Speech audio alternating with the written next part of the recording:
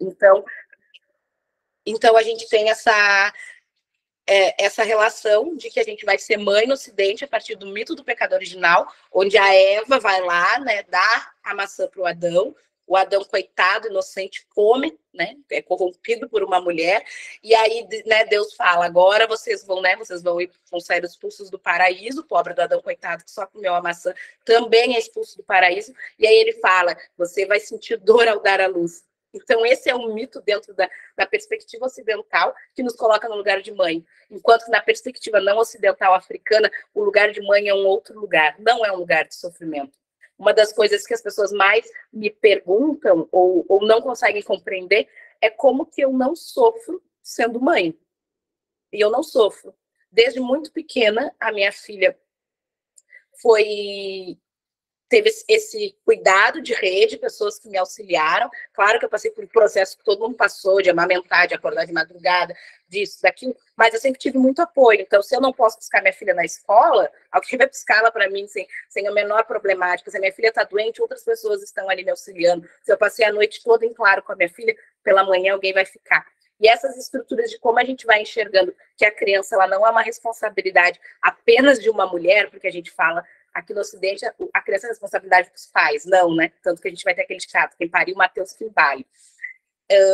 Para nós, comunidades tradicionais, ela é responsabilidade de todas as pessoas daquela comunidade.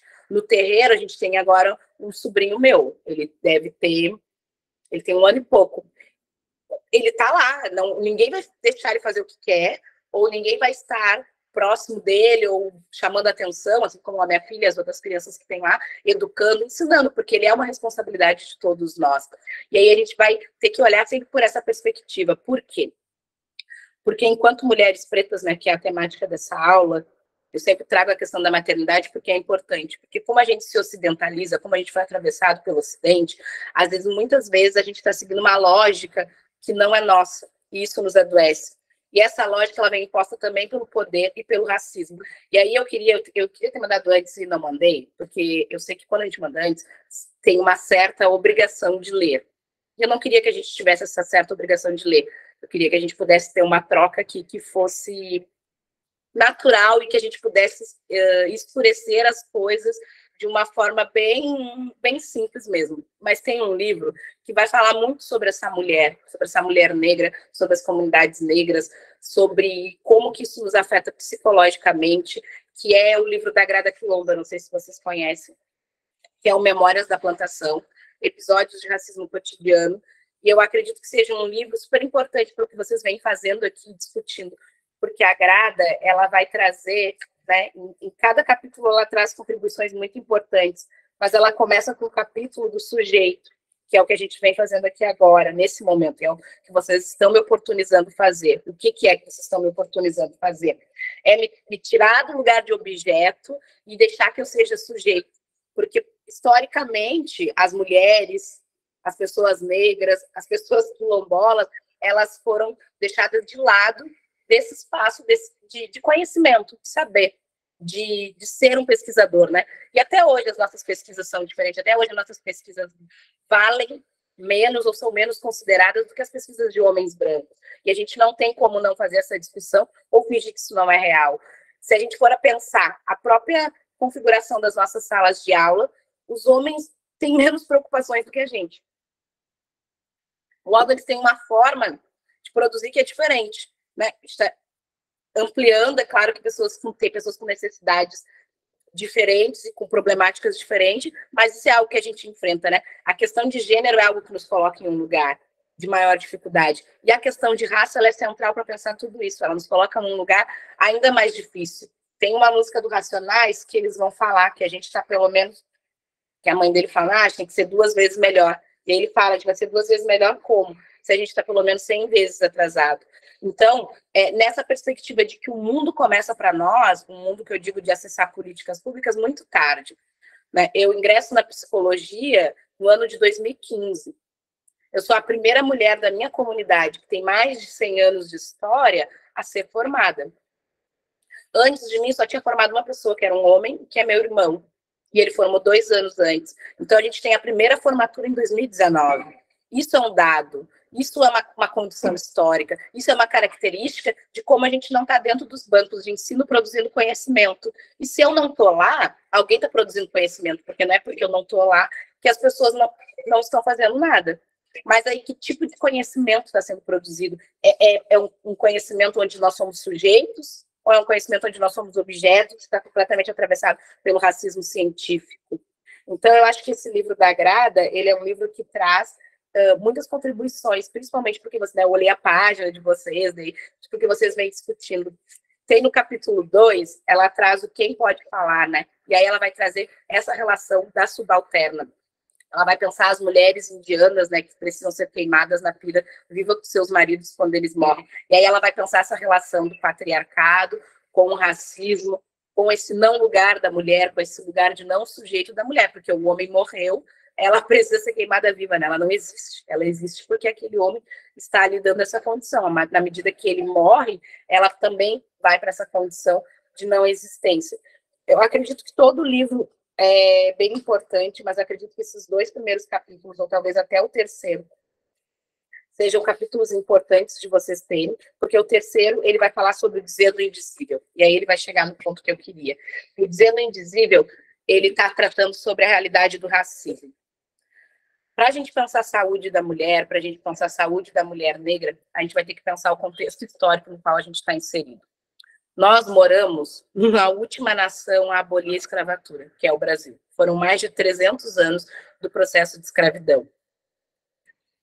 A gente tem 130 e poucos anos de abolição da escravatura, a qual a gente sabe que ela não é total e real, não é à toa que a gente vê casos de pessoas sendo escravizadas até hoje, ou empregos, nem sei se a gente pode chamar de empregos, mas ofertas de trabalho, condições de trabalho que obedecem à lógica escravocrata.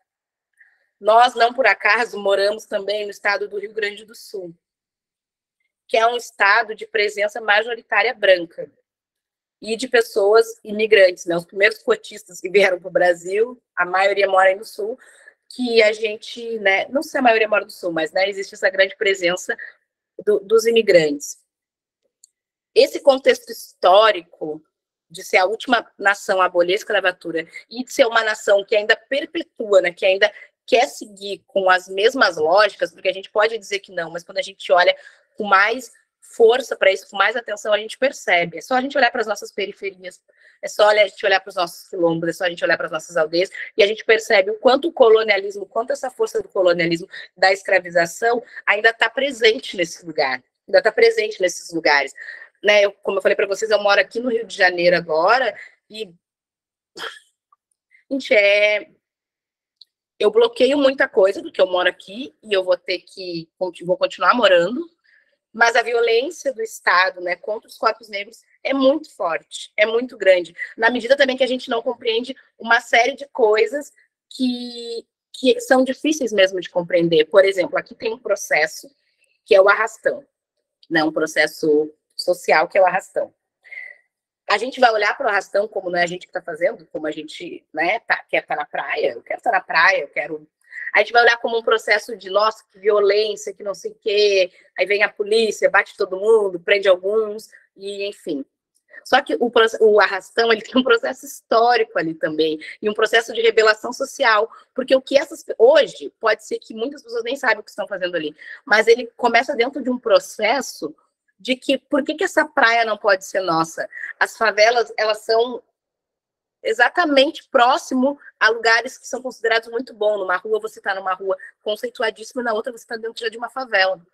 Só que as condições de acesso para as pessoas que moram em ruas opostas são muito diferentes. Então, a gente não consegue compreender certas coisas porque a gente também está atravessado pelo colonialismo, né? Claro, eu não quero passar por um arrastão. Eu crio minhas estratégias, eu vou na praia em horários menos prováveis, faço outras coisas, mas eu consigo compreender o que aquelas pessoas pretas, maioria pretas, faveladas, jovens estão dizendo. São pessoas que estão dentro de uma estatística muito difícil, uma estatística de não sobrevivência.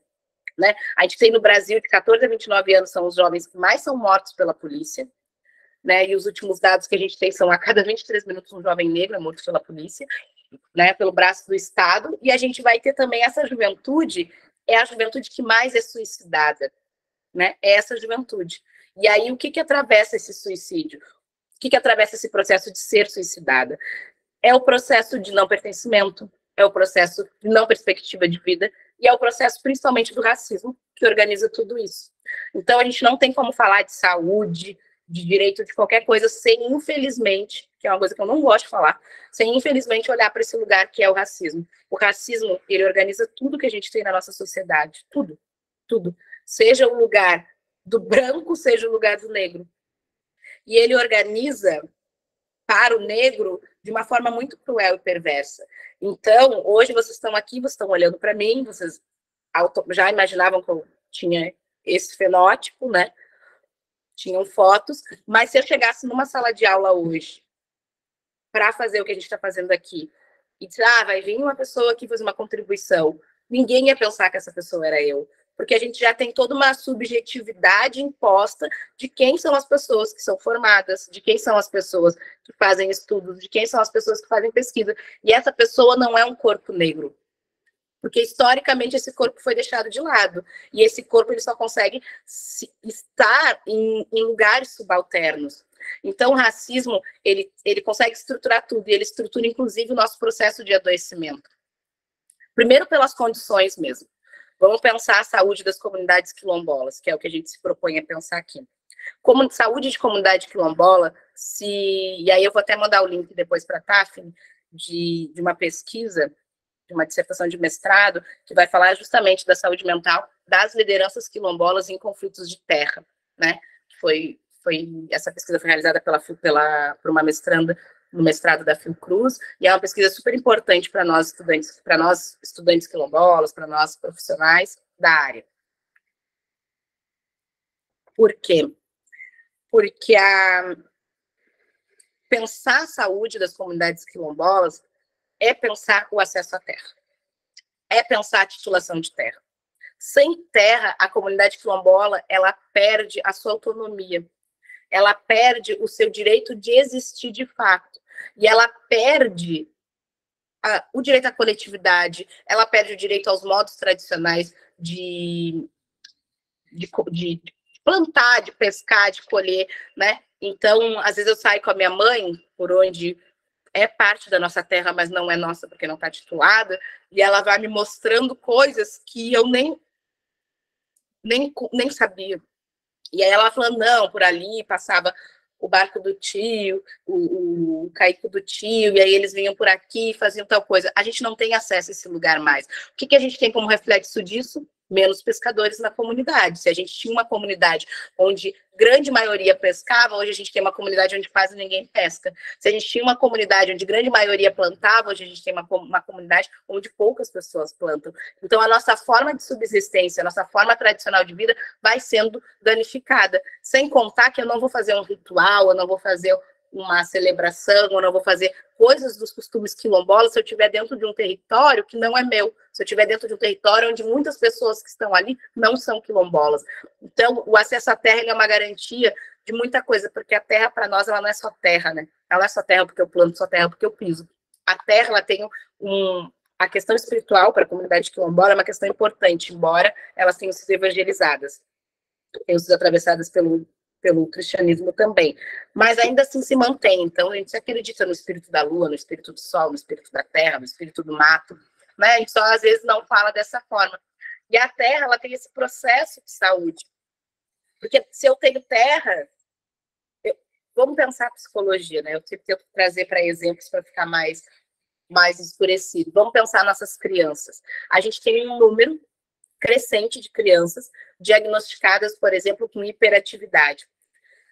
Quando essas crianças chegam para mim, e não chegam muitas, né? Eu tenho poucas crianças hoje no atendimento, mas é um campo que eu gosto muito, que é o da criança negra, principalmente porque a gente é atingido pelo racismo ainda na infância, né? Nós mulheres, nosso cabelo, que somos feias, isso é atingido, isso é algo que é nos provocado quando a gente entra na escola.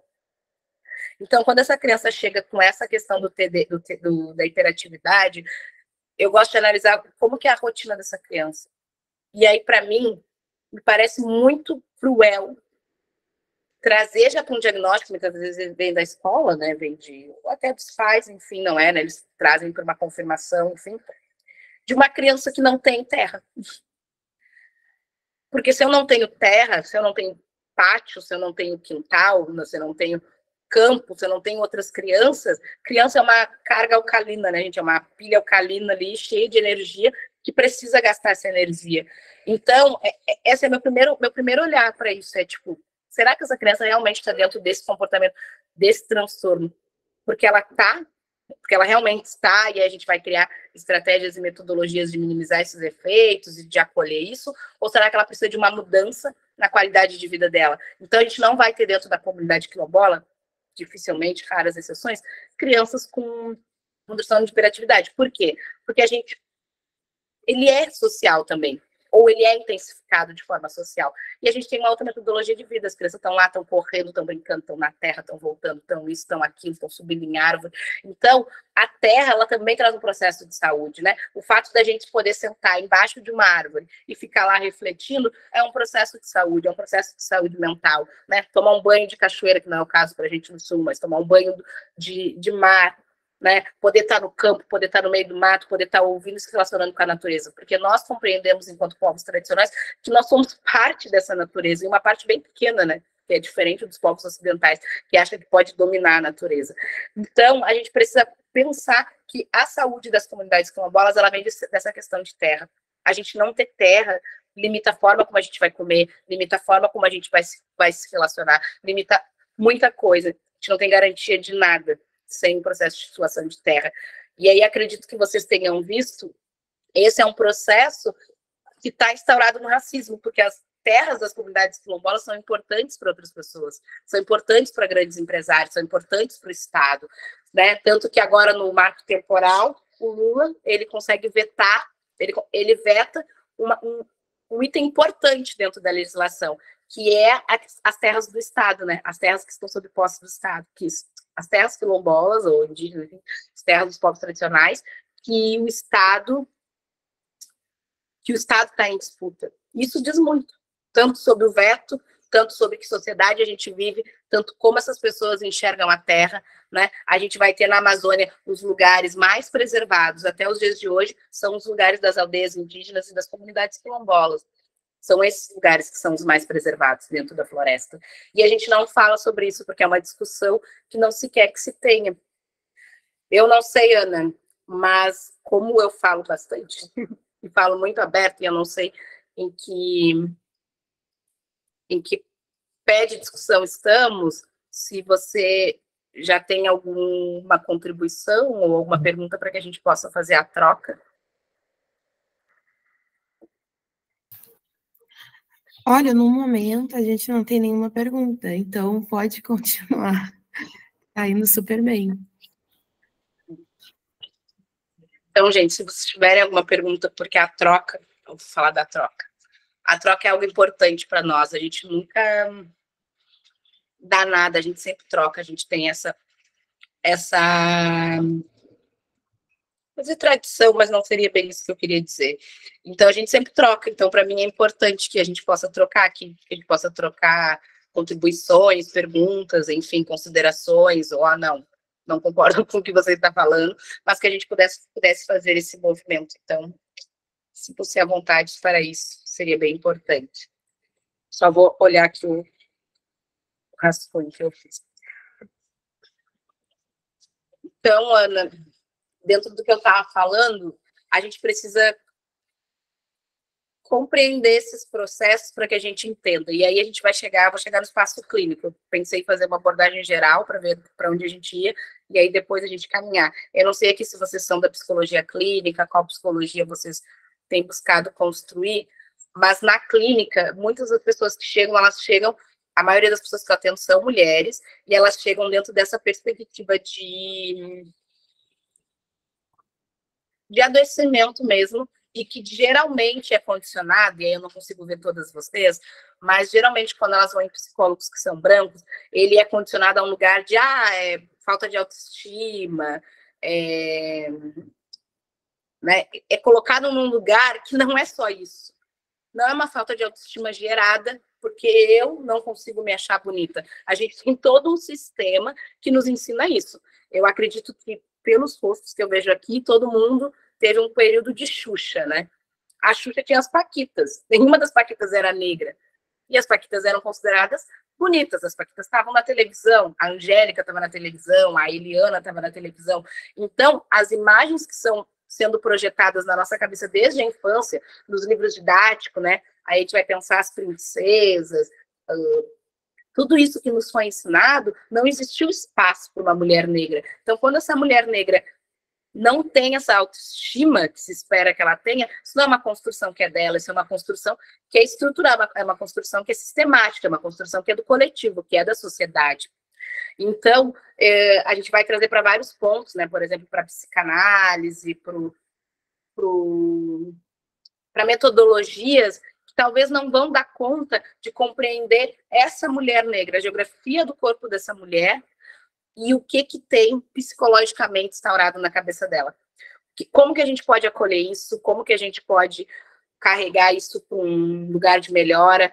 Né? E aí eu queria citar um autor, eu não sei se vocês já conhecem ele, talvez sim, que é o Frantz Fanon, né? Ele vai falar, ele tem um livro que é o Pele, ele tem vários livros, mas ele tem um livro que meio que é o mais conhecido dele aqui no Brasil, que é o Pele Negra, Máscaras Brancas, e aí ele vai falar, né, que tem lá, ele cita um trecho de um psicanalista dizendo que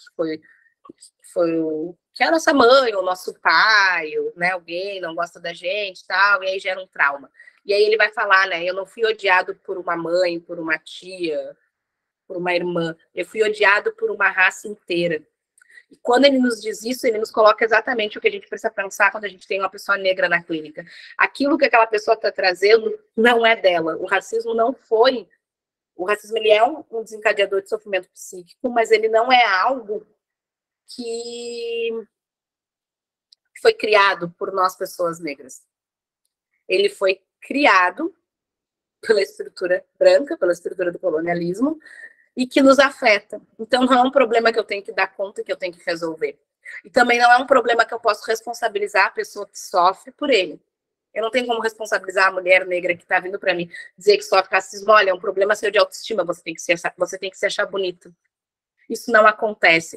E é por isso que eu atuo dentro dos movimentos políticos. Porque na clínica eu faço um trabalho, sim, de acolhimento, um trabalho de pensar possibilidades, de pensar como que a gente vai fazer esses processos de cura, como que a gente vai encaminhar, por exemplo, essa mulher da autoestima, como que se transforma isso? Isso não tem como se transformar de outra forma que não seja estando com outras mulheres negras, que não seja lendo mulheres negras, lendo Lélia Gonzalez, Beatriz Nascimento, Grada Quilomba, compreendendo esses processos, assistindo filmes, né, de pessoas negras.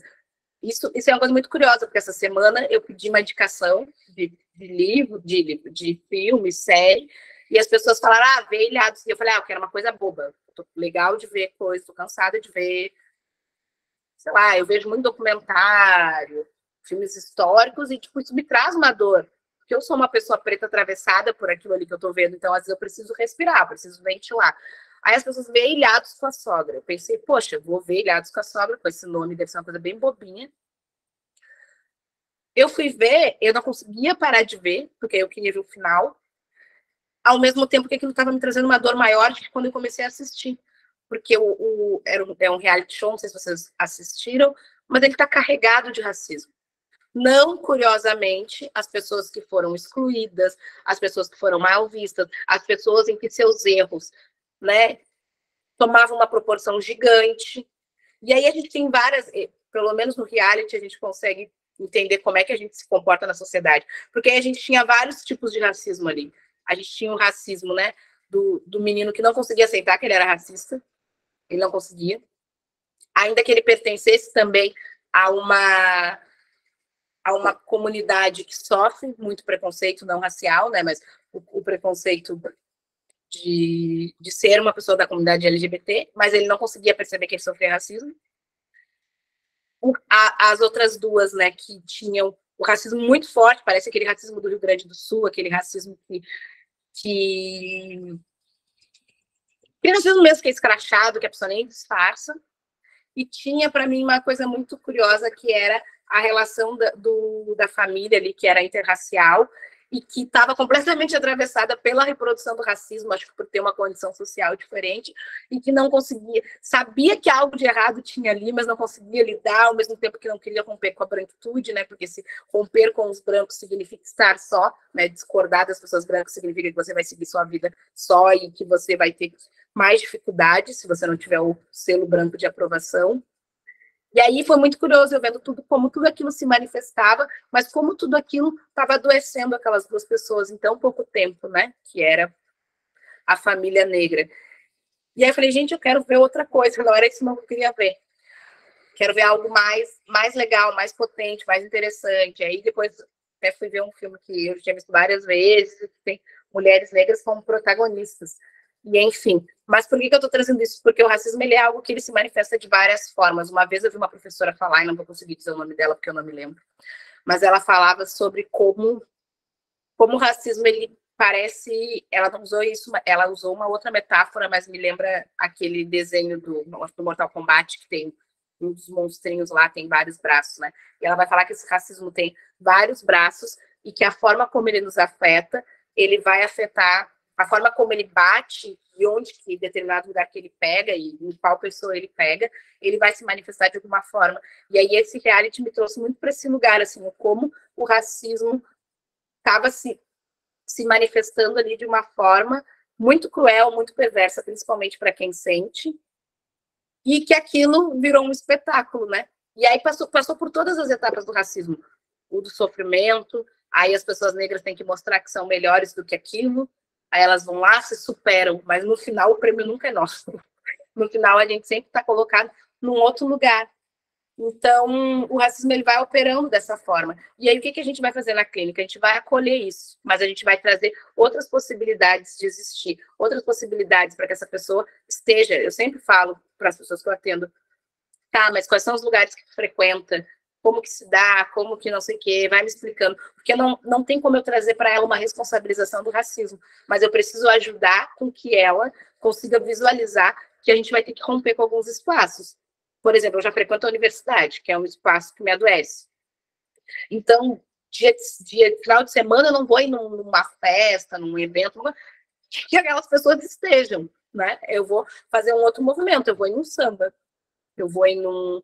Tem, né, aqui no Rio mesmo, tem uma casa cultural que eles falam que é um espaço de aquilombamento. Eu vou nesse espaço, porque as referências que tem lá, aí eu vou olhar na parede, eu vou enxergar referências negras, tudo isso faz com que a gente constitua uma saúde mental, porque é a partir dos símbolos, esses símbolos que nos foram legados. O Rio Grande do Sul, a gente não tem uma rua com o nome de pessoa negra, a gente não tem monumentos ligados a isso. A gente, em Rio Grande, a gente tem um monumento ao italiano, a gente tem um monumento ao japonês, a gente tem um monumento ao imigrante, tudo que é tipo de imigrante. Mas aqueles que foram sequestrados do seu continente, a gente não tem. E isso não é uma questão de não conhecimento, isso é uma questão de projeto. É um projeto de Estado que vigora, que nos quer, né, já dizia Racionais de novo, pobre, preso ou morto, né? Então, a gente acaba estabelecendo isso sempre. E aí a nossa função, enquanto profissionais da psicologia, conseguir acolher essas temáticas, conseguir acolher isso. E para a gente acolher, a gente vai ter que estudar história. A gente vai ter que ler Beatriz Nascimento, a gente vai ter que ler Lélia Gonzalez, a gente vai ter que ler outros historiadores que vão contar a história do nosso estado, da nossa cidade, do nosso país. Porque sem ter essa compreensão histórica de como o racismo nos afeta, e ele nos afeta muito, a gente não vai conseguir acolher uma pessoa negra na clínica ou em outro espaço, porque o racismo ele é central nessa discussão. Só que o que nos cura é a negritude e o aquilombamento. Então, a gente precisa ter esse cuidado e direcionar. Só o fato de quando as pessoas vêm falar comigo, vêm, né, buscar esse atendimento, a maioria já vem porque eu sou uma mulher preta, quilombola, de axé. As pessoas já têm um imaginário sobre mim, elas já têm elas imaginam algo que elas vão encontrar. Então, a Conceição Evaristo, ela faz a professora Cota Mulangi, que é uma professora da UFPEL, elas fazem uma discussão sobre os espelhos d'água, né, contrapondo o mito de Narciso, que é um mito super importante para nós na psicologia. Então, ela vai dizer, né, que enquanto Narciso se olha nos espelhos d'água e se vê apenas ele, ele mesmo, né? E aí fica lá se achando muito, muito, muito belo e acaba morrendo de fome, de sei lá o quê, porque ele não consegue sair dali de tanto que ele se olha. Nós, pessoas negras, quando nos olhamos nos espelhos d'águas das Iabás, né? As Iabás são as nossas orixás femininas, nós vemos todo o nosso próprio povo. Então, na clínica racializada, é esse processo que a gente tenta fazer, de que a gente possa enxergar para além do indivíduo. Não tem como acolher uma pessoa negra na clínica, uma mulher negra, e não acolher todas essas especificidades que vêm junto. A violência racial, a violência de gênero, a violência de classe, que muitas vezes também tá incluída, né? A violência do pertencimento étnico, porque uma coisa é ser negro, outra coisa é ser quilombola. Negro e quilombola tem uma diferença bem grande, que também precisa ser considerada. Para a pessoa negra urbana, muitas vezes ela não considera a relação com a espiritualidade, ela não considera a relação com o território, a relação com a terra e a relação com a coletividade. Por quê? Porque ela foi tirada desse contexto. Ela foi colocada em um outro contexto que é colonial e que é individual. E é por isso que ela adoece mais. Porque dentro das comunidades quilombolas, nós temos um processo de adoecimento, temos de adoecimento mental, mas esse processo de cura também se dá a partir da coletividade, se dá a partir do cuidado com o outro. E isso faz com que esse processo se dê de forma diferente. Ana?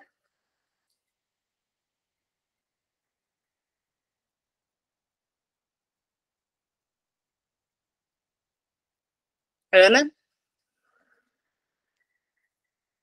Oi, acabei de receber uma pergunta, eu vou ler aqui para gente. Bem.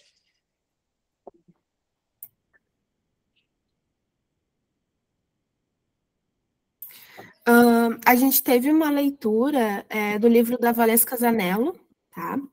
E ela fala muito sobre a objetificação da mulher e principalmente, né, da objetificação da mulher negra. Tu pode comentar sobre essa questão com a gente, se aparece muito no consultório? Sim. A objetificação que você traz é a hipersexualização e nesse campo? Exato. Tá. Então, isso é algo que aparece bastante, porque... E aí a gente volta lá naquela questão do histórica e tudo mais, e do colonialismo, né?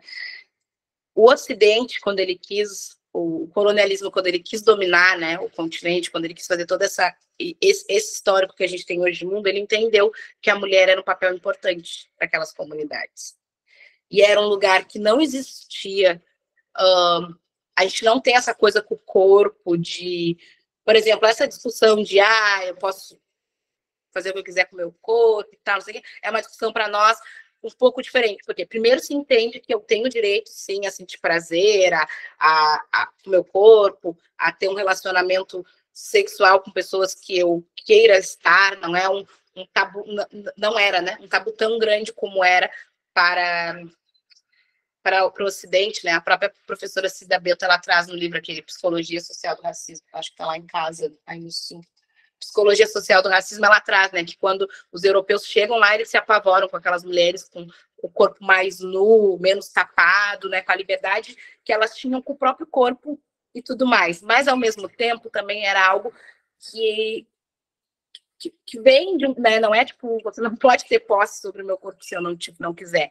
E o nosso corpo, ele não é só nosso, por isso que a gente é uma continuidade das nossas comunidades, né, que é isso, quando eu coloco uma filha no mundo, essa filha é da minha comunidade também, ela não é só minha.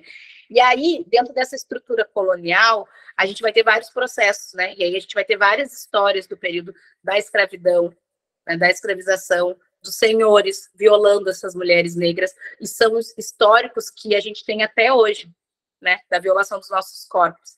As mulheres negras, elas estão sempre colocadas nesse lugar mesmo de objetificação, de hipersexualização, porque ao olhar para nós, existe uma imagem simbólica que é colocada de que nós somos feitas para o sexo, né? Principalmente mulheres pretas de pele mais clara, né? Então, somos feitas para o sexo, somos mulheres que são boas de cama, somos mulheres que têm a boca grande para fazer certas coisas. Então, está sempre colocado nesse lugar.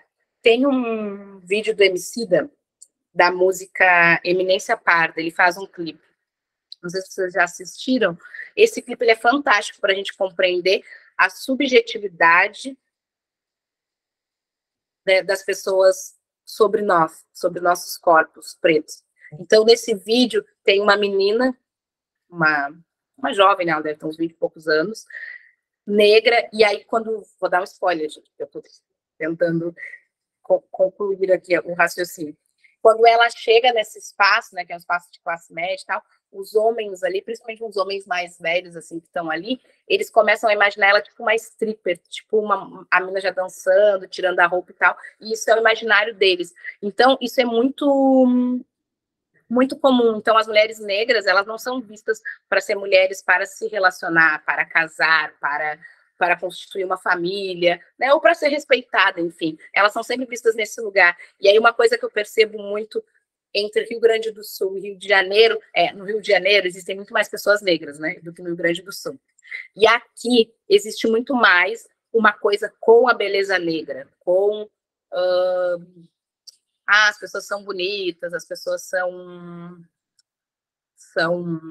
mais belas e tal. Só que quando a gente vai percebendo a fundo, e aí a gente discute isso lá no laboratório de pesquisa, né, que eu faço parte lá na UF, né, a partir das leituras de outras mulheres aqui do Rio, ou do que o pessoal traz para contribuir ali, o quanto essa beleza negra nem sempre é, de fato, uma beleza negra. Muitas vezes é só a hipersexualização mesmo daquele corpo, está atravessado por isso, está atravessado por esse lugar.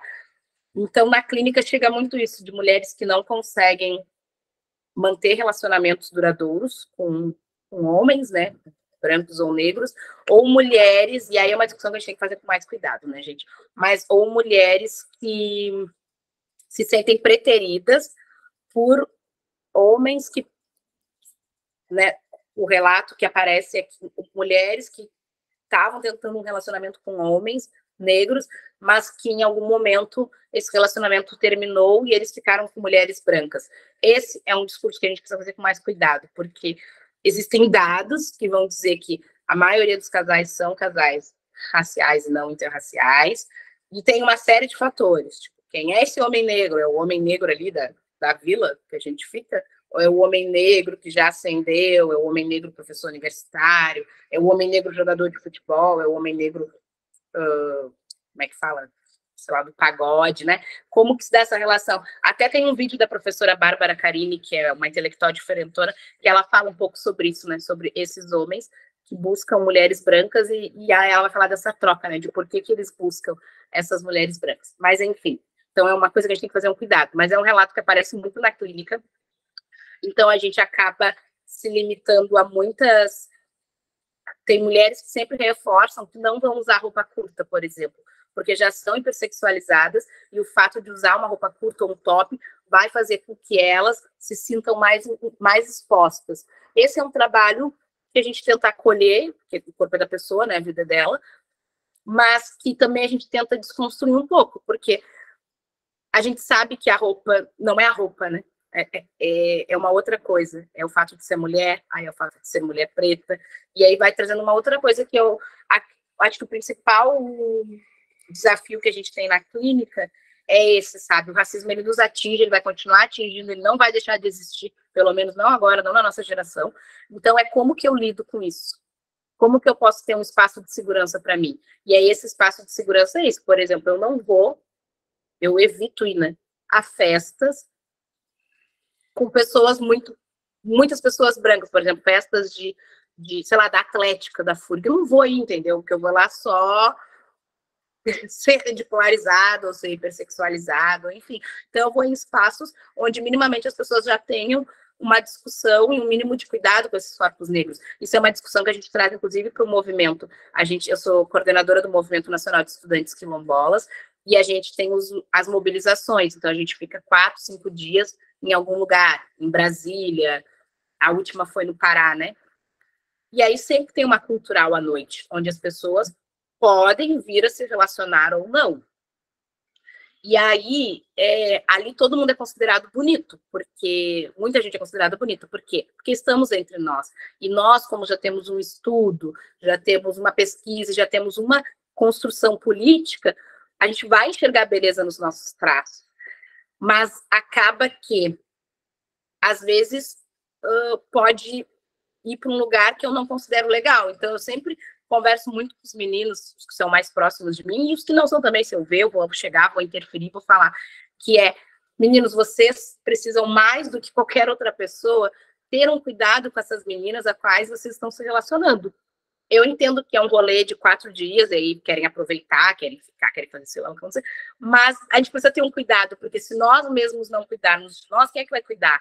Então, assim, vamos estabelecer um diálogo, vamos falar, olha, eu quero ficar com você só agora, eu vou ficar com outra pessoa depois, ou não, eu quero ficar com você esses 4 dias, e aí ficar com essa pessoa esses 4 dias, ter essa responsabilidade de fato afetiva com aquelas pessoas, porque senão acaba que nós mesmos podemos vir a reproduzir a hipersexualização dos nossos corpos. Esse é um diálogo que eu não consigo ter com homens brancos, por exemplo. Eu não vou ir no rolê de homem branco e dizer, olha, você tem que cuidar dos nossos corpos negros e tal. Mas eu posso ter esse diálogo com os meus. Então, é algo que eu faço. É algo que eu faço com o meu afilhado, é algo que eu faço com os meus primos, né? Trago para esse lugar de que, sim, é bonita, sinto atração, sinto desejo, mas a gente precisa sair contra ter esse desejo de uma forma com cuidado. Não sei se eu respondi, Ana, exatamente o que você perguntou. Respondeu sim, e eu acho que a outra Ana quer fazer alguma pergunta, que ela levantou a mão. Oi, bom dia. Queria primeiro dizer que a tua aula é incrível. Vocês estão me escutando de boa? E acho que a minha pergunta fica como psicóloga branca, né, estudante de psicologia, sou branca, como estudar, né? E sei que livros são importantes, mas o que a gente pode fazer para tentar construir esse olhar clínico antirracista, porque isso não adianta não ser racista, né? A gente precisa ser antirracista. E quando tu falou das séries e filmes, eu tô tentando também procurar e ver coisas onde mulheres negras são protagonistas, e eu assisti a série, não sei se vocês conhecem, na Netflix, que se chama In Circle, mais ou menos isso, porque meu inglês não é muito bom. E na Amazon Prime tem a série Harlem, que também é muito boa, são amigas negras que são protagonistas da série, então é muito bom pra gente ficar nesse olhar, entender esses dramas, né, essas questões do dia a dia delas, que eu não imaginaria, né, no meu lugar. E era isso que eu queria dar, essa dica de 2 séries. Obrigado, Ana. Isso que você faz é um movimento importante de buscar, né, de buscar assistir outro tipo de conteúdo, porque o conteúdo que vai chegar para a gente é esse, né? É esse conteúdo que não é legal. A gente pode falar o que for. Eu vi que agora, eu nem tinha visto. Aí eu atendo uma menina, eu vi que a minha filha assistia, e aí, só que eu não pude olhar assim muito. Ela falava, eu acho que é Romeu e Julieta, o nome da série. Da série, não, da novelinha, né? Que agora todas as crianças estão assistindo. Aí quando a criança veio e falou para mim, eu tenho um cuidado, principalmente de quando é criança, de tentar entrar no mundo dessa criança. Porque eu preciso saber o que ela assiste, eu preciso saber o que ela escuta, o que ela faz, para que eu possa pensar o plano terapêutico dela. E aí eu fui assistir. E aí já me deparei com uma série de situações ali, eles tentando sair de uma questão racial, racista, mas nos colocando num clichê, num velho clichê que é péssimo. Então, assim, essa série que você falou, eu adoro, do Harley. A outra eu não conheço, eu vou buscar, nunca assisti, mas essa da Amazon eu gosto muito, muito, me divirto muito com essa série, e porque ela traz uma outra perspectiva, né? Ela traz dramas, ela traz a questão do racismo, porque isso vai estar imposto, mas não traz nesse lugar de sofrimento, né? Tem um filme que é bem bobinho. Hoje eu queria assistir, acho que eu vou assistir mais tarde, O Nosso Sonho, né? Que é do Claudinho Bochecha. E aí eu lembrei desse outro filme que o Lucas Penteado faz, que acho que é Barba, Cabelo e Bigode. É um filme bem bobinho, assim, bem sessão da tarde, mas é um filme onde eles entram numa comunidade, eles entram numa favela, eles são pessoas negras ali, tipo, com algumas dificuldades, trabalham questões raciais, mas sem ser uma coisa pesada, sem ser uma coisa, tipo, tu não vê uma arma no filme, tu não vê uma série de elementos que nos colocam nesse lugar. Eu acho que o principal para a gente poder fazer uma psicologia antirracista é a gente poder consumir esses conteúdos, mas tem um filme, não sei se vocês já assistiram, Corra, vocês já assistiram esse filme? Sim, sim.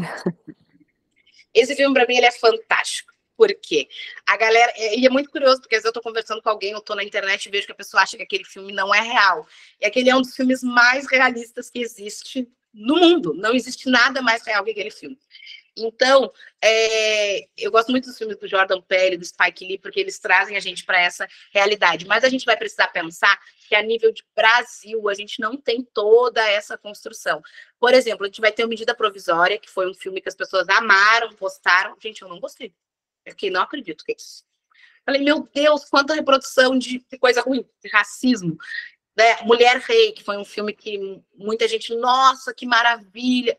Eu não gostei, achei tão colonial. Então a gente, né, tem até uma dificuldade, às vezes, de o que eu vou assistir, porque tá todo mundo dizendo que é bom, ou porque tem pessoas negras na tela, e como que eu faço para assistir. Mas eu acho que esse primeiro movimento que você faz de já ir buscando é algo que vai te dar um equilíbrio. Eu não sei como que é seu círculo de amizade, como que é sua família, como são as pessoas que você se relaciona, mas as pessoas pretas em suas vivências conseguem trazer muitas coisas e conseguem fazer a gente também compreender coisas que a gente não compreenderia não estando ali. Tem uma coisa que a gente fala, que é o conceito mesmo de psicoquilombologia, e eu vou mandar o link para a professora dos 2 últimos artigos que saíram, falando um pouco desse... Saiu no livro da Abrapos, agora o livro que vai ser lançado aqui em Niterói no começo de novembro, mas o livro já está disponível no formato online, da Abrapos Sul, né? O conceito de psicoquilombologia, ele vem do lugar, de novo, da construção histórica mesmo. Psicologia significa estudo, de forma genérica, né, a gente sabe que não é só isso, estudo da alma. Historicamente, o povo que não tinha alma nesse país era o povo negro. Então, se construiu uma psicologia baseada numa psicologia norte-americana, europeia, e quando a gente pensar, a psicologia não é nem brasileira, ela nem consegue ter essa construção de Brasil, um país onde mais de 50% da população é negra, um país onde as mulheres, onde, né, tem um número altíssimo de feminicídio, um país onde as pessoas não têm pai registrado no registro, né? Fora as que têm, o pai não mora aqui. A gente não tem uma psicologia que é pensada nas nossas necessidades, a gente faz adaptações.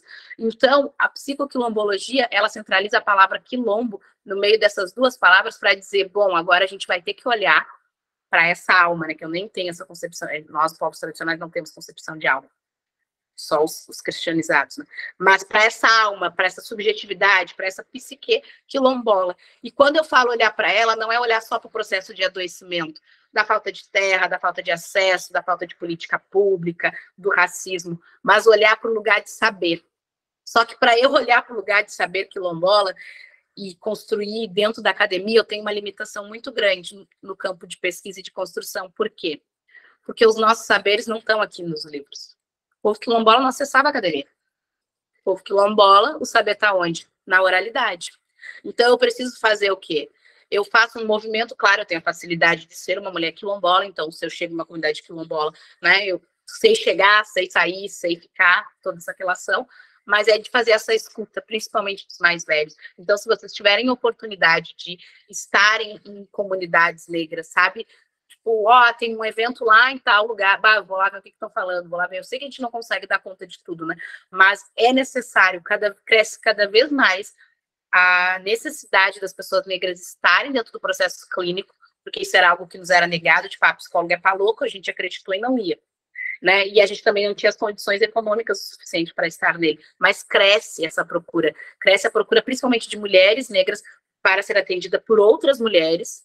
As mulheres têm uma preferência por atendimento de mulheres, e a gente precisa estar pronto para acolher isso e não ser mais uma violação, né? Se a gente botar no Google lá, meu psicólogo disse que não era racismo, que não existe racismo, a gente vai achar uma pá de depoimentos, porque as pessoas não conseguem acolher. E esse acolher, ele vai se dar de entender como que se dá esse processo. Para entender, bom, vocês vão ter que ir no samba, vocês vão ter que ir no quilombo, vocês vão ter que ir numa atividade, né, pensada para esse lugar. Eu não sei como é que é a realidade na universidade de vocês, mas eu formei ali na FURG e eles tinham uma coisa que eu achava muito curioso, que eu vejo que acontece em todos os espaços até hoje. Tinha todos os eventos ali, né? Semana da psicologia, semana do não sei o quê. O dia da mesa antirracista, não sei o que, racial, saúde mental da população negra, era a mesa que os professores não iam. Eles não iam. Se eles não vão para ouvir uma coisa que eles não sabem, porque eles não sabem. Isso não era algo, né? Eu estava vendo uma reportagem esse tempo de uma professora falando que ela faz terapia, uma ativista, né? Que ela faz terapia há muito tempo. Há 30 anos atrás ela já fez terapia. Mas a questão racial não foi uma coisa que foi acolhida e que ela também não soube levar, mesmo sendo uma militante negra. E que hoje acolhe. E quando acolhe isso, acolhe toda a integralidade dela, né? Do sujeito, acolhe toda ela como um todo, e aí consegue, de fato, pensar perspectivas. Eu atendo algumas pessoas que são desse campo político, né? E o campo político, meu TCC foi sobre isso, foi sobre como que o movimento, porque as pessoas falam que o movimento social, o movimento de luta, o movimento social negro, adoece. De fato, traz um adoecimento, porque a gente percebe e se dá conta de várias coisas que a gente não se dava conta antes, e aí dói, né? E dói. Mas ele também tem um processo de cura. Por quê? Porque a gente constrói políticas, a gente constrói outras coisas que a gente não construiria se a gente não estivesse nesse campo.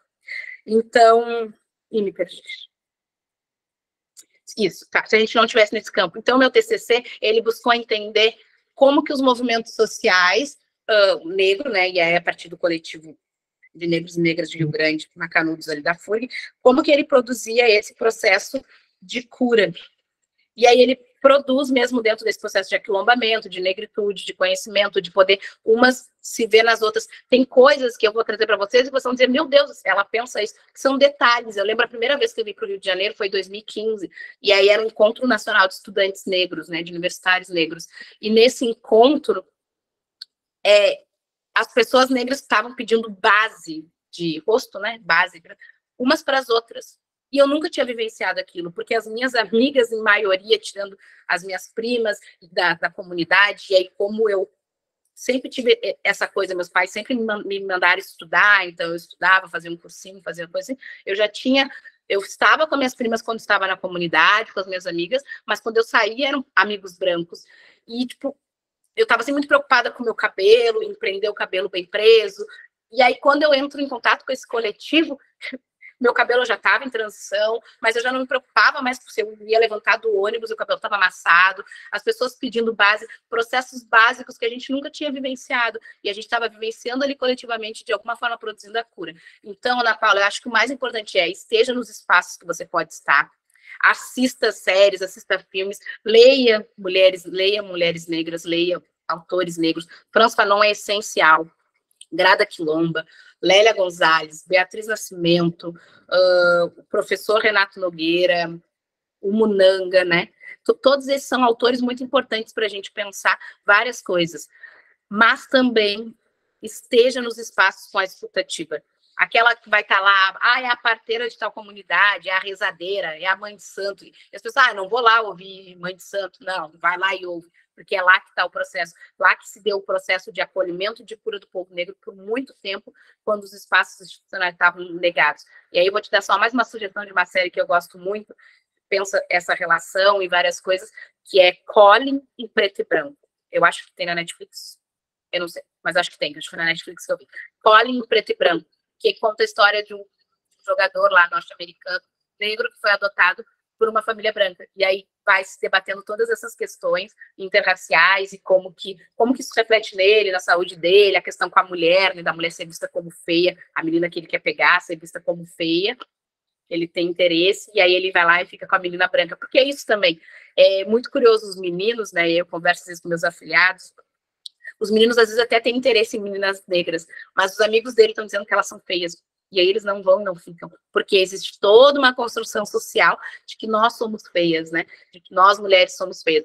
A partir da Quilomboteca, que é um projeto que a gente tem lá na comunidade, é um projeto que eu acho muito potente, porque ele é voltado para crianças. Então a gente pega filmes, histórias, narrativa oral, e vai trabalhando com essas crianças a autoestima positiva delas mesmas e do povo e do nosso povo.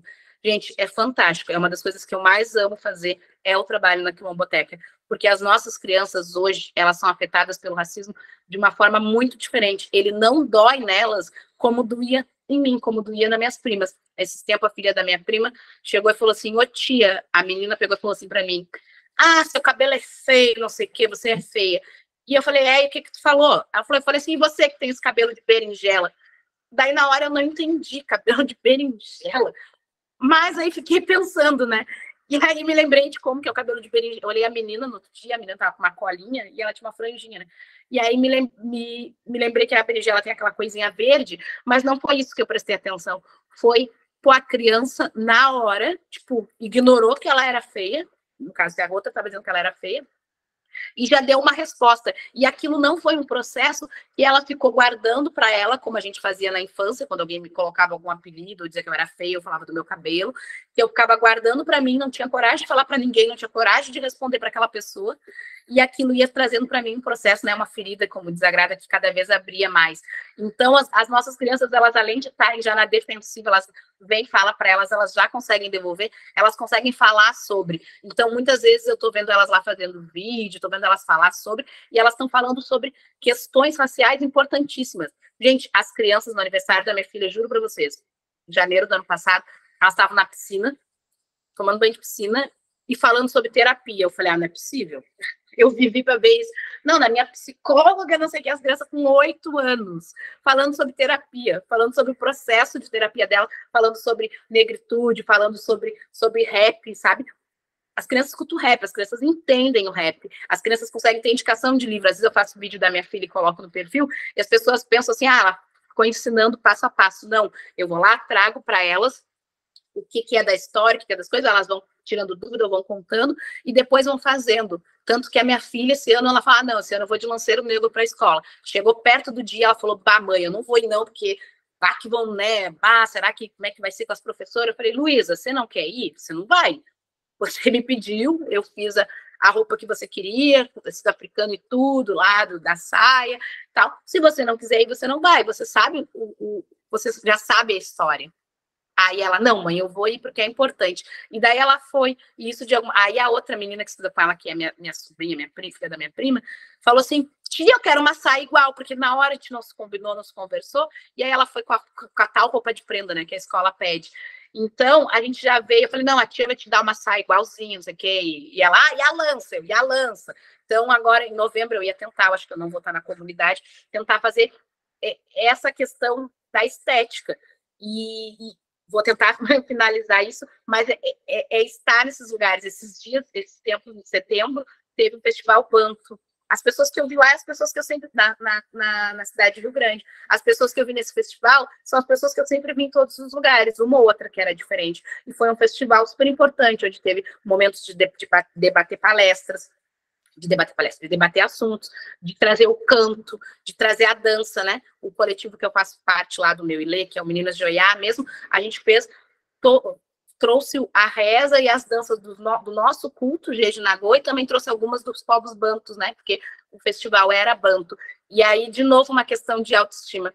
Eu estava nesse dia com uma roupa que é tradicional do meu Ilê, que a gente faz com a chita, e na cor de meu pai, Ogum, e aí uma coroa de búzios e tal, e acessórios, e aí eu lembro que alguns acessórios que são, né, acessórios africanos e tal, e que eu não uso só porque é um acessório, porque é um adereço, eu uso porque faz parte de mim. É muito curioso que às vezes a pessoa fala, o que traz aí com essa cara? Eu falei, gente, eu tenho certeza que eu vindo, nem todo mundo, assim, eles gostam de falar, nós somos filhos de reis e rainhas, né, netos de reis e rainhas, e as pessoas falam, nem todo mundo era. Eu falei, se nem todo mundo era, eu não sei, eu era. Porque eu consigo sentir a ancestralidade dentro de mim, eu sinto a ancestralidade, eu sinto a energia, eu sinto a potência. E aí cheguei nesse negócio, nesse evento, e meu afilhado já estava lá. E quando meu afilhado me viu primeiro, ele falou assim, ele olhou pra minha cara, tipo assim, não acredito que a minha Dinda tá vestida assim na rua. Tipo, foi a primeira coisa que ele fez. Um menino preto, quilombola. Adolescente, né? 13, 14 anos. E aí, ele, tipo assim, tá louco, minha Dinda desse jeito, começou a rir. Eu falei, o que foi, amor? Aí ele, tipo, não sei o quê. Teve a dança, teve a explicação de por que dança, teve a explicação de por que canta, teve a explicação de que aquele era um espaço onde as pessoas eram escravizadas, né? A gente fez essa explicação. E teve a saudação às Iabás, e a gente falou da potencialidade da mulher negra e tal, e tudo mais. No final, ele falou assim, Dinda, posso tirar uma foto contigo? Então, de algum momento, a gente reverteu aquilo que era uma vergonha, porque a gente estava com trajes tradicionais, e para ele, meu Deus, o que a minha Dinda está fazendo? Se transformou numa outra coisa, e aí eu acho super potente.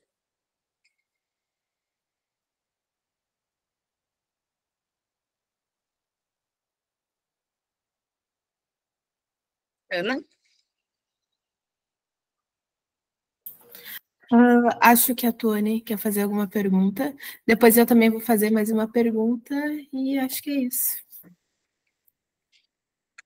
Oi, eu lembrei que você comentou sobre essa diferença de quando a gente sai de um espaço,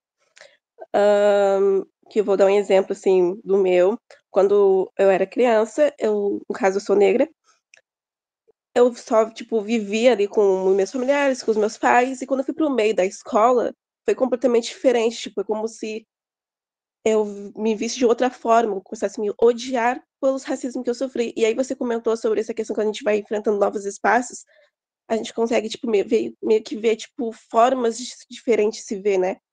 Tipo, em casa eu me amava, me achava bonita, mas aí depois fui para outros meios de pessoas brancas que cometiam racismo comigo. E aí eu fiquei pensando sobre a questão, tipo, mais na escola, principalmente, de como acolher isso, porque na minha época, assim, né, que já faz um tempo, a escola não consegue saber lidar direito com o racismo, acaba banalizando muito, não tem essas temáticas dentro da escola. E aí eu fiquei pensando, e ia te perguntar, tipo, como isso poderia ter uma intervenção, né, no meio escolar, porque acho que até hoje eu percebo que não é tanto debatido ainda. É por isso que... Muito legal a tua pergunta. Ana Paula, só para eu não esquecer. Então, assim, sempre que chegar a questão do racismo, acolhe, mesmo que tu não entenda, que tu pensa nada a ver, que viaje, e aí busca. E eu acho que é importante também as pessoas brancas buscarem a supervisão com psicólogos negros, porque vão ter coisa que vocês não vão acessar. E aí quem vai conseguir trazer esse olhar vai ser um outro profissional negro que, infelizmente, vivencia, né, a violência do racismo. Assim, que massa que você pode fazer a pergunta que você se sentiu à vontade para fazer. E é isso. Por que eu tenho a atuação política? Por que eu atuo lá no Movimento Nacional de Estudantes Quilombolas? Por que eu me meto em tudo que é político? Esses dias estava eu tranquilamente na minha casa, aí eu vou lá e vejo que os vereadores de Rio Grande estão votando um estudo de viabilidade da indicação para ter câmeras nos espaços terapêuticos né, dali, dá para ver que eles não têm um conhecimento de nada. Eu já fico indignada. Se eu estivesse lá em Rio Grande, eu já ia querer ir lá na Câmara e falar, o que vocês estão pensando? Mas eu não estava em Rio Grande, então o que eu podia fazer? Podia falar sobre isso. Por quê? Porque a gente precisa saber o que está acontecendo no Legislativo, no Executivo. Agora, principalmente, eu estou indignada com a PL da renovação de cotas. Eu sei que muita gente está compartilhando como se fosse uma coisa boa, porque os mais interessados em que isso pareça uma coisa boa, que é a esquerda e a esquerda preta, aliada à esquerda preta, faz com que pareça uma coisa interessante. Então, eles botam uma manchete lá, renovação da PL da lei de cotas, como se fosse uma coisa boa. Mas é só acessar a PL que a gente vai ver que está tudo errado. A gente vai ver que está tudo ruim, que foi uma série de direitos que foram retirados, os direitos dos estudantes quilombolas foram totalmente, completamente violados, e eles só sabem falar de que nos incluíram, quando, na verdade, incluíram a palavra quilombola, mas não as nossas necessidades para que a gente possa ingressar. E por que a política de cotas é uma coisa tão cara para mim? Porque a política de cotas, ela faz com que pessoas negras, indígenas e quilombolas acessem o espaço universitário. Se eu acessar o espaço universitário, eu vou ter uma mudança na lógica, eu vou fazer uma mudança na lógica de produção de conhecimento. Se eu não tivesse na FURG, se eu não tivesse sido psicóloga, hoje não existiria o psicoquilombologia, que oferta atendimento gratuito para pessoas quilombolas, que faz a discussão nas escolas, que faz as discussões em instituições, em vários lugares do país. Então, poderia ter uma outra pessoa quilombola, mas se não tivesse a política pública, não teria uma outra pessoa quilombola, porque nós não ingressaríamos. Então, é preciso que a gente esteja nesses espaços e nos espaços políticos disputando a narrativa, disputando esse lugar. A gente vai ter a Lei 10.639, de 2013, é uma lei que completou 10 anos esse ano. Não, 20 anos, né? 20 anos, olha, eu tô... E aí, essa lei, ela prevê o ensino, né, da cultura, das tradições, dos saberes afro-brasileiros na escola. Só que o que as professoras entendem? Bom, lá em novembro eu vou chamar a Charlene, eu não faço mais nada em novembro, gente, não faço. Novembro é como diz um professor que eu gosto muito, ou me chama lá em fevereiro ou não me chama. Novembro, a pessoa tem que ter agendado comigo muito antes, ou tem que ser uma outra perspectiva, tem que ser alguém que eu sei que faz todo um envolvimento durante o ano. Então, eles fazem o quê? Eles chamam as pessoas em novembro, uma pessoa preta, qualquer pessoa preta, tipo, eles nem têm um cuidado de saber o que aquela pessoa discute, para falar sobre qualquer coisa. E aí o Novembro Negro está feito, discutiram a Lei 10.639. Não é isso que a lei prevê. A lei prevê que eles tragam para as disciplinas essa discussão. A gente mesmo que é da psicologia, a gente estuda a criança, o idoso, a criança, o idoso, o adulto, tudo no campo do branco. A gente não estuda essa criança negra, a gente não estuda essa criança quilombola. E no ensino básico é a mesma coisa. Então, o que o professor tem que fazer? Bom, a matemática todo mundo sabe, gente, foi criada em África. Quem criou a matemática foram os egípcios. Então, que antes era Kemet. Então, vamos trazer. A professora de matemática, ela tem a obrigação de trazer. Quem é que criou a escrita? Os africanos. Quem é que criou... A gente tem muita coisa que hoje é passado como uma coisa dos europeus, né? Como uma coisa dos europeus e que foi criado em África. E é isso que precisa trazer, porque a nossa mudança da autoestima se dá nesse lugar. Naquele dia que alguém lá na nossa aula falar alguma coisa, que aquela pessoa era preta ou ia fazer uma construção, era o dia mais feliz da nossa aula. Então, a gente está nos nossos espaços pretos, a gente consegue se sentir bem, a gente consegue se sentir à vontade, porque todo mundo é parecido. Quando a gente chega no espaço branco, que é a escola, além de ninguém se parecer com nós, e aí você sabe, não sei quantos anos você tem, mas eu lembro que existia uma coisa na minha época que era a menina mais feia da escola. Meu Deus, os primeiros dias de aula para mim eram os dias mais infernais, porque eu sabia que ia ter a votação da menina mais feia da escola. Eu tenho um irmão gêmeo, então eu sempre fui muito amiga dos meninos. E aí eu ia com os guris pro futebol, todo mundo ia lá para casa, eu jogava bolinha de gude, jogava taco, eu sempre fiz coisas consideradas de menino. Então os meninos não votavam em mim para ser a mais feia, porque eles eram meus amigos. Mas não era porque eles me achavam bonita. Então eu ficava ali no meio, e aí ficavam as outras meninas negras nas mais feias, e as meninas brancas na mais, né? Sempre ganhava uma menina branca. Então a gente acaba enfrentando um outro lugar, que é isso. Eu não lembro quem é o autor, eu acho que é a Fanon que fala disso também. Tipo, até que a gente saia de casa, a gente está salvo. Então, a gente está na nossa família, está tudo bem. Quando a gente vai para a escola, e eu tenho memórias, e aí não sei se é minha mãe que me conta, ou se realmente memórias, do racismo enfrentado na escolinha ainda. Tipo, na EMEI, né, que hoje chama. Tem um menino que eu olho para ele, eu lembro o que ele me falou, até hoje, quando eu vejo ele lá na vila, lá na Quinta, né. E aí eu não sei se alguém me contou isso anos mais tarde, ou se realmente é uma memória que eu tenho, né. E eu lembro que ele falava do meu cabelo. Minha mãe fazia uma trança, era uma trança só, e ele falava que meu cabelo parecia um cocô. E eu lembro disso até hoje, assim, tipo... E aí isso é muito curioso. Então, assim, a gente precisa fazer esse movimento para que a lei se cumpra e para que existam novas leis, principalmente leis com a nossa participação, para que isso aconteça. Mas a gente não pode ser ingênuo, isso não vai acontecer. Porque a ementa das disciplinas das universidades, dos cursos de licenciatura é o mesmo. Quando vê, uma vez ou outra, tem uma disciplina de educação de relações étnico-racial, alguma coisa nesse sentido. Sempre vai ser uma coisa pontual. Então, o nosso, e aí falo de nós para nós agora, o nosso lugar de pessoas negras, o nosso compromisso é com a gente mesmo. Então, o que a gente tem que fazer? A gente vai ter que criar outros espaços. E aí, por exemplo, em Rio Grande, tem o Instituto Filhos de Aruanda, né? Que o presidente é o Cristiano, um amigo meu, que é um homem negro e que tenta trazer para a sociedade, para as crianças periféricas negras, crianças periféricas brancas também, crianças de axé, crianças dos povos tradicionais, outras possibilidades. Então, se eu não tenho um projeto que é meu, e ainda que eu tenha, eu posso auxiliar, a gente vai ter que auxiliar no projeto dos outros, porque essa construção da autoestima positiva a partir dos bancos de ensino não vai vir. A gente vai criar possibilidade das crianças estarem minimamente seguras ali, que é o que eu faço com as crianças lá na comunidade. E ainda assim, é uma disputa muito grande que às vezes é desleal e não funciona. Eu vou lá e faço todo um trabalho e tal, as mais velhas já estão ok, mas eu tenho uma criança lá de 4 anos, que aí esses dias eu falei assim, não, vou pegar ela na escola e vou levar ela lá no Croações. Aí falaram, por que no Croações e tal? Eu falei, porque ela nunca vai no Croações se eu não levar ela, tipo, nunca não, né, mas nunca, enquanto criança. Aí levei ela, e aí ela falou assim, ih, tia, teu cabelo tá engraçado. Eu falei, que graça que tem no meu cabelo?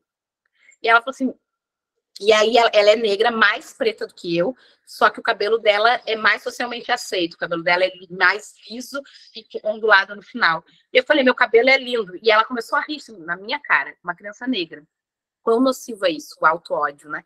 E aí, daqui a pouco, eu falei assim, olha, fulana, nós somos pessoas negras, temos cabelos de pele, toda uma psicologia ali. E aí ela me desmonta, ela fala assim, quem é negro? Eu sou branca. Olha aqui minha mão. Quando ela fala, olha aqui minha mão, na hora, assim, Aí minha filha, que é uma criança negra de pele bem clara, fala, não, nós somos negros, e olha aqui minha pele é mais clara que a sua, e eu sou negra, porque olha meus traços e tal. E aí, aquilo ali me desmontou, que eu precisei de um tempo para me recuperar. Porque embora eu tivesse bombardeando ela com filme, e é Kirikou, Contão Comigo é só filme preto, não tem ou não, ninguém assiste outra coisa na vida, ninguém assiste. Porque eu preciso mandar essas imagens, porque a Barbie tá ali todo dia, as coisas brancas estão ali todo dia, então eu preciso mandar uma outra simbologia. Parece que é a gente virar ali os olhos para fazer outra coisa rapidinho, e aí já vem uma outra mensagem, porque de alguma forma, seja porque na escola ela é a única negra, seja porque a professora dela é branca, não sei, eu pensei em vários elementos, mas de alguma forma, mesmo ela vivendo numa comunidade preta, vivendo numa família totalmente preta, e onde as pessoas têm orgulho e pertencimento de ser preta, não são pessoas que não gostam de ser negras, são pessoas que têm identidade racial muito positiva de si mesma e do povo. Ela me fala isso, olha que eu sou branca, olha minha mão, porque ela não quer ser negra, e isso é o auto-ódio. Então, se tu puder, participa de projeto social, cria teu próprio projeto, aparece lá, agora a comunidade está meio, a gente está enfrentando alguns problemas, mas apareçam na comunidade, conheçam nossas coisas, e faz esse movimento por fora. Eu acho que é importante fazer por dentro, então, quando alguém me convida para ir na escola, se tirando em novembro, eu faço esforço de estar, e de levar, mesmo que tenha uma pessoa negra só na sala de aula, formação de professores, faço questão de participar de espaços como esse, mas eu sei que a diferença mesmo, eu vou fazer lá na Quilomboteca, vou fazer nessa coisa que é fora, porque aí não tem as limitações institucionais do Estado me dizendo até aqui você pode ir, aqui você não pode. Sim, muito obrigada por responder. E eu, ouvindo você falando, fiquei até lembrando de algumas coisas, e realmente, de fato, faz muito sentido esse auto-ódio, assim, que permanece na gente de alguma forma, e de acabar olhando, tipo, ter um outro olhar, assim, como você comentou da menina que tem um cabelo diferente e tal, e aí a gente acaba meio que associando isso, tipo, eu tenho um traço assim, então sou mais aceitável, e a outra pessoa da minha família tem um traço diferente, então eu acho que é feio nela, e tem muito isso também, que eu percebo. Mas muito obrigada por responder. Eu queria saber se alguém tem mais alguma pergunta. Se a gente não tiver, eu acho que a gente já pode encerrar por aqui.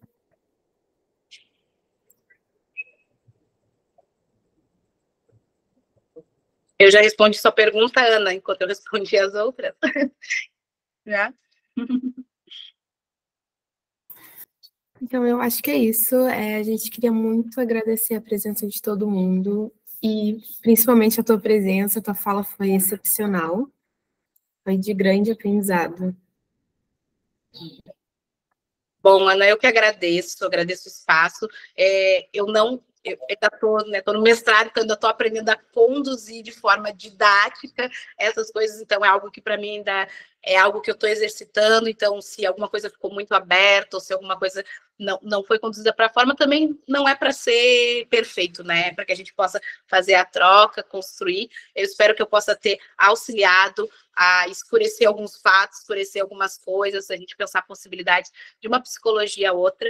E então eu queria só agradecer o espaço, agradecer a escuta de vocês, pedir desculpas pelo outro dia que eu não pude comparecer, mas né, fico feliz que hoje eu pude estar aqui fazer essa troca e dizer que eu estou disponível para outros momentos, para, olha, não me senti à vontade de perguntar, vou te perguntar aqui, mas é isso, valorizem profissionais negros, mulheres negras, né, para supervisão, para fazer um contato, para trazer para uma discussão. Fico muito feliz de trazer essa discussão, trazer um pouco da minha comunidade, né, os projetos tanto da comunidade como do ILE vão continuar em Rio Grande, então quando verem alguma coisa sobre o Meninas de Oiá, sobre o ILE, sobre a comunidade quilombola Macanudos, e quiserem ir lá, trocar uma ideia, participar, participem, para a gente é importante, e isso que vocês estão fazendo aqui já mostra que vocês vão ser um outro tipo de profissional, no sentido de, né, mais comprometido com as questões sociais, raciais, e que é importante para a gente pensar tanto o acolhimento de quem vem, como espaço de cura. Então, muito obrigada mesmo, tá bom?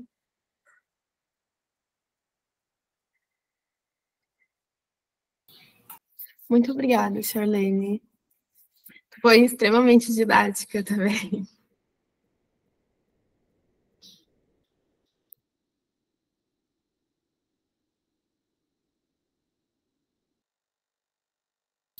Tchau, tchau, gurias, e obrigada pela presença. Tchau, tchau, bom dia, bom sábado a todos.